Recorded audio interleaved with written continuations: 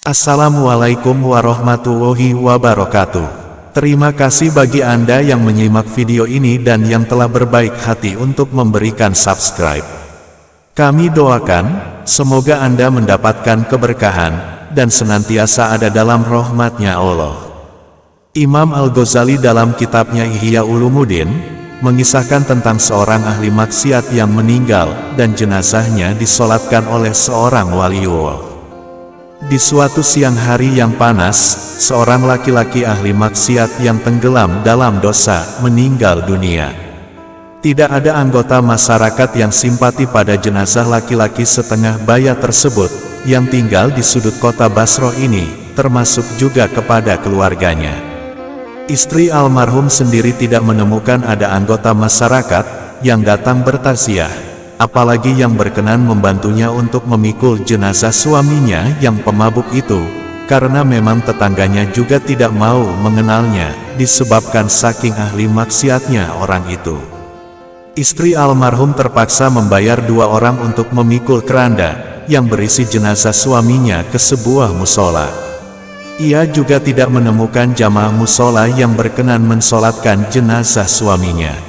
Kemudian istri almarhum memutuskan untuk melanjutkan prosesi pengurusan jenazah. Ia lalu membawa jenazah suaminya ke padang pasir terbuka untuk dimakamkan. Tak disangka, di sana ia mendapati seseorang yang sepertinya sudah lama menunggu jenazah suaminya untuk mengurus dan menyolatkan jenazah tersebut.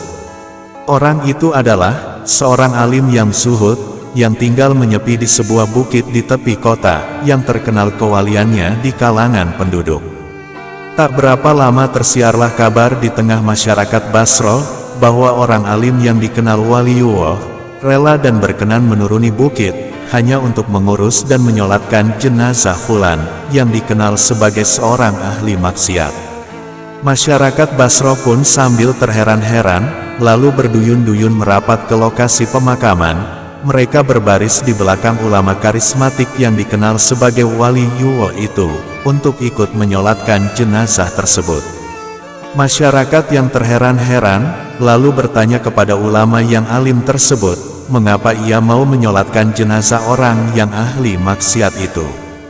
Ulama yang alim itu menjelaskan, dalam mimpi, aku mendengar suara dari langit, yang memerintahkan kepadaku, turunlah, dan temui jenazah fulan, kamu akan melihat jenazah yang tidak diiringi siapapun, kecuali istrinya, dan solatkanlah jenazahnya.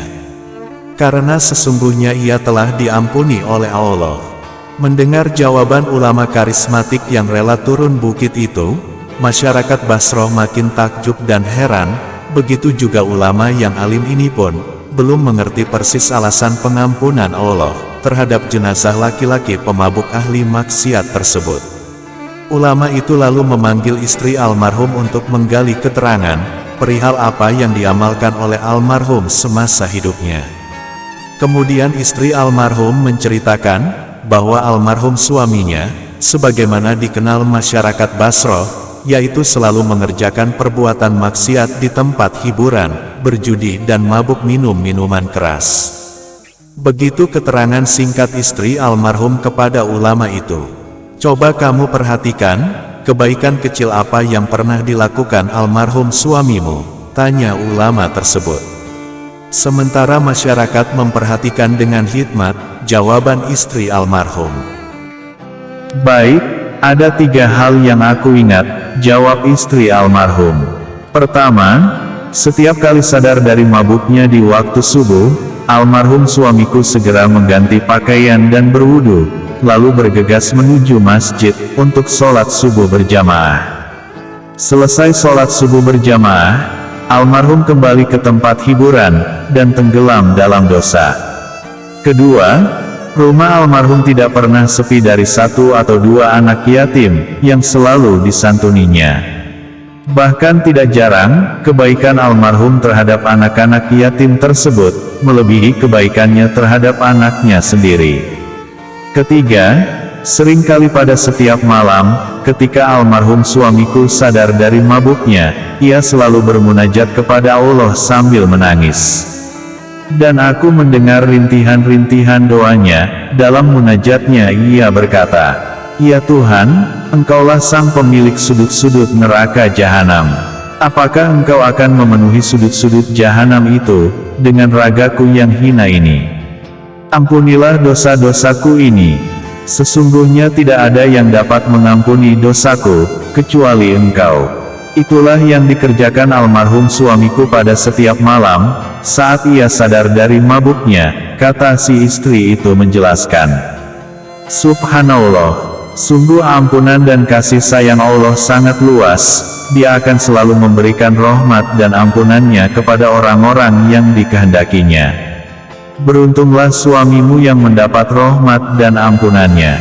Mungkin itulah amal baiknya dan munajatnya yang tulus. Dan itulah yang membuat Allah ridho. Demikian kata ulama tersebut kepada istri almarhum itu. Mendengar keterangan istri almarhum, ulama yang alim itu tak berpaling hingga menunggu pemakaman selesai, sebelum kembali ke atas bukit di tepi kota Basra. Keterangan istri almarhum tersebut telah menghilangkan keheranan yang sebelumnya ada pada dirinya, dan juga pada masyarakat kota Basra. Sahabat dakwah Kaliwulu Channel, kisah ini memberikan pelajaran kepada kita, agar tidak memandang hina seseorang di masyarakat, walaupun dia orang yang suka berbuat maksiat, terlebih lagi sampai menghakiminya dengan kebencian yang membabi buta. Karena hanya Allah yang berhak untuk memberikan rahmat dan ampunan, kehinaan ataupun ajab kepada orang-orang yang dikehendakinya.